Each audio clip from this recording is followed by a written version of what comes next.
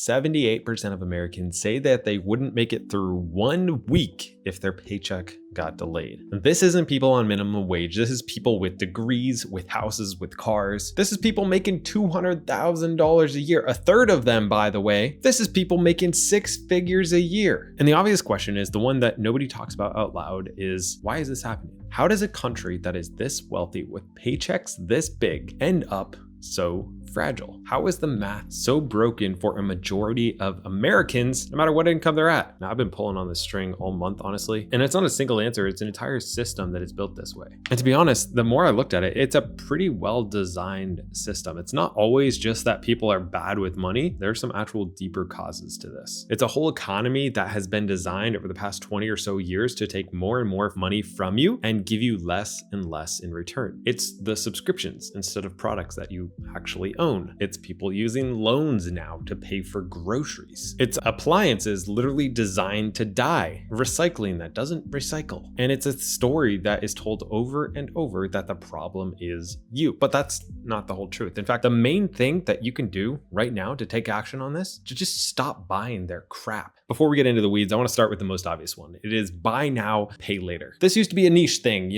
products, couches, it got into TVs, and we're like, wow, that's, it's a bit much. And now it's pretty much a default at every checkout ever, where like you're buying a toothbrush over the next 36 months. Around half of Americans are now using buy now, pay later on something. And almost half of those people have been late on a payment for something that they're paying for later. And 1 in 3 people say that they use it just as a bridge to get them to their next paycheck. So it's not even actually financing. It's like a disguised payday loan with just like better marketing. But here's the point that is gonna sound dramatic, even though it's not. Splitting a $40 t-shirt into separate payments of $10 each is not a feature for you. They're not doing this to benefit you in any way. It is to trick you and manipulate you. There's actually studies on this that people spend significantly more money on cheap purchases when they're broken down into installments of 4. The brain stops registering the total, it reacts differently, and it just looks at the monthly payment. It says, I can afford that. And this has become slowly normalized over a really long time. It started with just a house. Okay, I can't afford the house, but I can afford the payments. Oh, then it's the car. I can't afford the car, but I can afford the payments. And then we'll just work our way down to a refrigerator. And then we'll work our way down to a t-shirt and then our Starbucks. Yeah, I can't actually afford Starbucks because I'm one of the 78%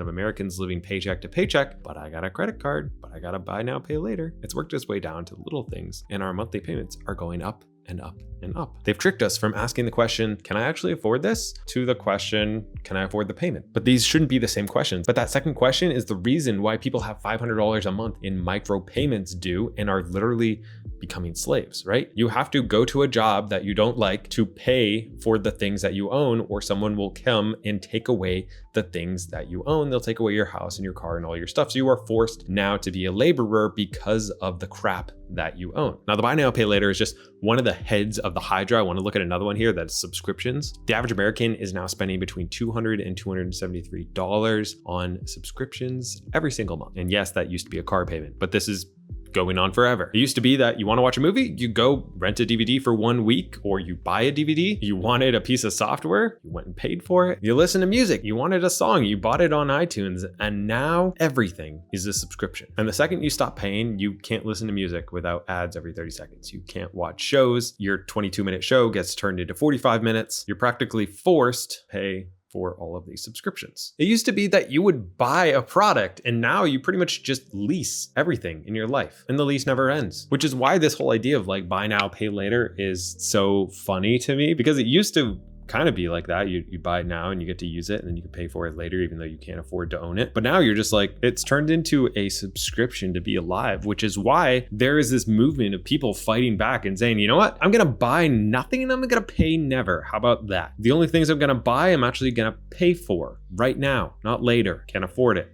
It's like basic humanity, except for everywhere in America, apparently. And it's not even just that they're trying to turn everything into a subscription and make the prices of everything secretly go up because, there's a percentage of interest tied on to literally every single thing that you buy ever. Regardless, they've also started to turn everything into junk and like design it to break. Over the past 3 years, I have bought 3 separate dishwashers. They've all died at some point, for the most recent one, which I bought like a month ago. And they even had like a repairman come to look at the last one because the pump went or something. And it was gonna be like $600 to fix the dishwasher, or I could buy a new one for $900. So it was like, you're almost forced to just buy a new one at that point because who knows what's gonna break again. And they kind of say like, you know, things aren't built like they used to. They're literally not built like they used to be. They are built and designed to break, to look nice on the shelf, and to not last. And that keeps us buying more and more of them. But that got me thinking about the question of like, why is this normal? Why people just not expect appliances, clothes, electronics, anything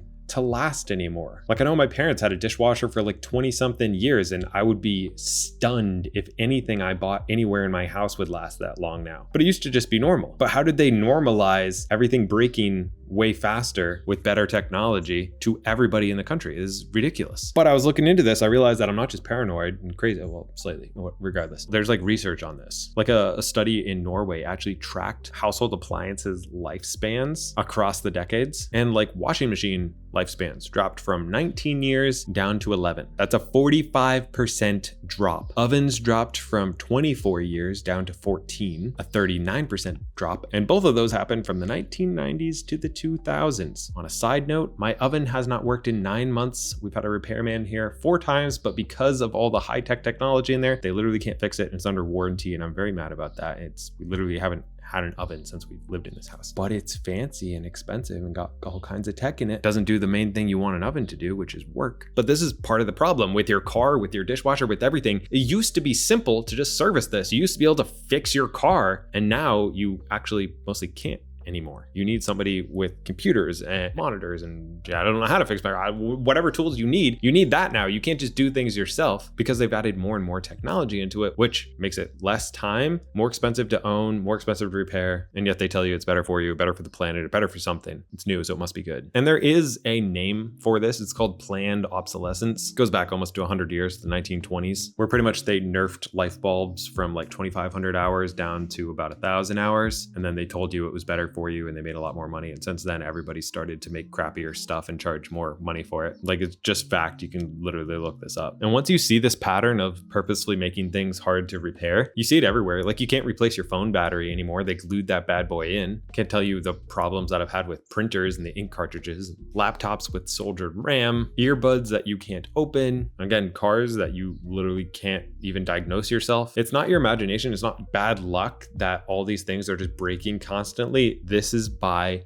design, because you are not a customer to these companies anymore. They don't want you to just buy one thing and be happy for the next 20 years. They want you to be a subscriber. They want you to buy 3 dishwashers from them, not one dishwasher that is actually good, because then they get 3 times the money from you. They want to force you into a family where if you buy one Apple product, you have to buy all the other Apple products. Otherwise, people hate you in group chats because your bubble's a different color, and like that's even a whole thing regardless. They have successfully turned one-time purchases into subscriptions, and it's happened so slowly and to literally everything that most people don't even notice this. Before we get into some of the deeper stuff here, if this video is connecting with you at all and you kind of want to help out this Buy Nothing Rebellion movement, feel free to drop a like, comment, subscribe on this video. Pretty much each time you do, it means that this video is going to reach at least probably 10 more people. So every time you interact, it does make a significant difference. And I don't have any sponsorships or anything on this video. So this is the fun and kind of disgusting part. In 2016, the World Economic Forum published a short essay by a Danish politician, and the headline read, "Welcome to 2030. I own nothing, have no privacy, and life has never been better." It was framed as a thought experiment, a future where everyone has a service. You don't own a car, you summon one. You don't own a home, you subscribe to one. You don't own tools, music, books, software. You have access to them as long as you keep paying. Now, I do want to be careful here because the WEF didn't say we are going to make you own nothing. The fact checkers have correctly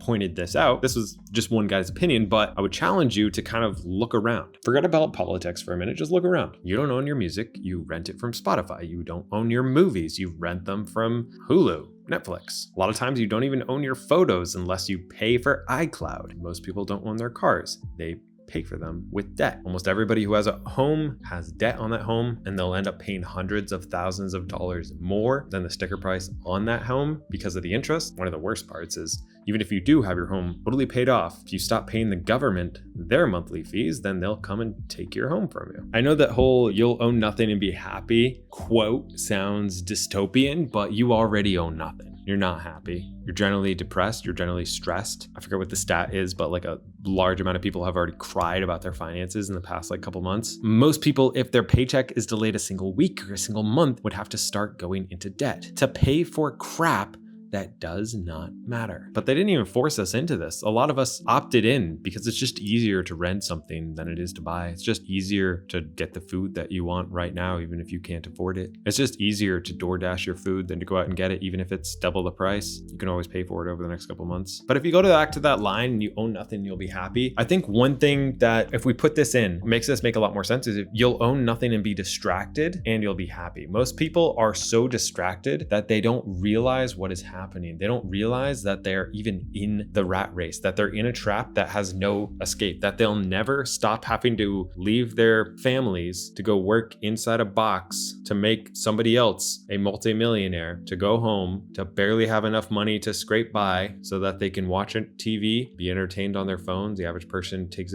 in about 13 hours of content per day passively. So you're just flat out pacifier in your mouth, neutralize that threat, move on to something else, and you have now become a product. There's a lot of companies that actually subscribe a value number to a new customer, where once you buy something, they know that they can get X amount of money out of the average customer over the lifetime of this company. Even doctors do this. Even when you're born, the medical industry puts a dollar amount per person, and they try to milk as much money as they possibly can out of each person that is born till the time that they're 18. There's this value that you got to get all the shots, you got to get the doctors and whatever. And I'm not even I don't even care about that. But everything has turned you into a product. Everything is designed to get as much money as possible out of you. Every couple of years, they'll nerf your phone so that you have to buy a new one. They'll keep adding subscriptions on here. And the main goal is to just keep you distracted enough that they can extract as much money as possible out of you, and you'll just be kind of in a daze producing for them. I would encourage you to take a step back right now while you're watching this video and just think for a minute. You have worked really hard at your job, I assume. Maybe you don't work that hard. I don't know. What do you have to show for it? Is the system, is the race you are running right now, is it working? Are you ahead? Do you have $100,000 in the bank? Do you have $100,000 in stocks? The average person will earn between $2 and $4 million over their lifetime if they earn $50,000 to $100,000 a year. What do you have to show for that? If you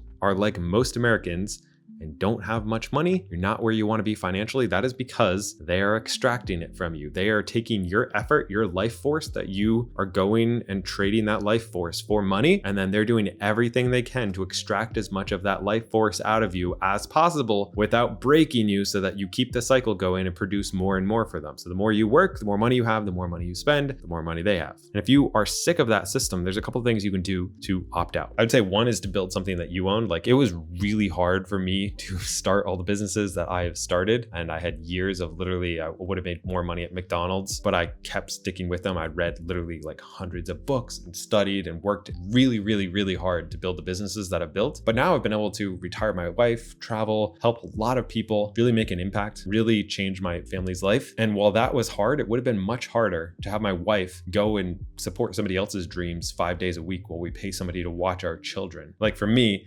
mentally, that would have been way harder than taking the safe, secure, work at a job, go make somebody else rich, or you can sacrifice your nights. We can try to build something on your own so that you can reap all those rewards instead of other people. And the second part of that is, even if you earn a lot of money, as we saw in some of the stats, if you're spending everything you're making, you building no margin, you will never have freedom in your life. You will just be a slave to the system with more stuff around. You'll have newer, shinier things, but you'll never be able to stop working because you'll have payments for everything. You just have a bunch of junk. And so you need to take part in the buy nothing rebellion. You have to say, no, we're done buying new crap. We don't need it. This is where I've loved the idea of minimalism, where I don't buy new clothes. I don't buy new anything. What I buy is myself freedom. I buy my wife out of a job. I buy family members out of jobs. I buy things that I need to be happy and to thrive. I buy high quality things, but not more than I need. And because of that, I've had a 50% plus savings rate for the past 10 something years, even when I was earning next to nothing. And now that I earn a lot more, I have made sure that I don't spend anywhere near as much as I make. But I will tell you, if I had fallen for this trap early on, if I had bought a new car that was $30,000 instead of buying a $3,000 piece of junk that I could actually afford, and by afford, I don't mean payments, I mean I can actually afford to buy it by working multiple jobs to save up that $3,000, then I would have destroyed my life and I wouldn't have freedom. My wife would have to work.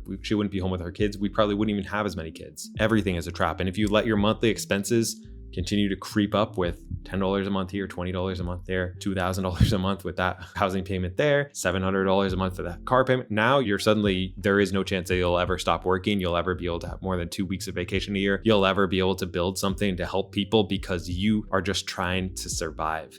Stop buying their crap. Take 5 minutes, cancel a bunch of subscriptions, save $100 a month. See if your life improves or see if your life really gets all that worse. Sell your new car, bike to work, move to a smaller house. I have done all of those. Playing their game will never get you freedom. You have to play a different game. You have to opt out of this trap that they're building. You can't just get all your money siphoned from you constantly. You have to live a radically different lifestyle of personal responsibility, of building your own thing, not making somebody else rich, of not consuming everything always, not consuming content, not consuming all the food, not consuming all the technology, the toys and the junk. And by making those decisions correctly for 3 years, for 5 years, your life will change. If you make no choices, if you don't change anything, nothing's going to change. And then see if you can get out of debt. This is something I'm working on this year. I'm trying to pay off my house as soon as possible. I realized I was paying $2,000 a month in interest on this house, and that kind of disgusts me. And so I gave myself a time period that I'm going to try to pay off this house in under 3 years. And if I don't, I'm going to sell the house. And so I personally have always taken drastic measures to make sure that my family and my life are safe and secure, and I'm not subject to other people. The borrower is a slave to the lender, and I've been there and it sucks. And yet this is the whole design of the system right now, just to make you a slave to every lender that there is, because now everything is a buy now, pay later, down to the very food that you eat. So if you got some value out of this, feel free to subscribe. I have a whole series where I break down the psychology and how they are kind of programming us and how to escape that. So I'll leave that right here if you want to check that out, and I'll see you next week.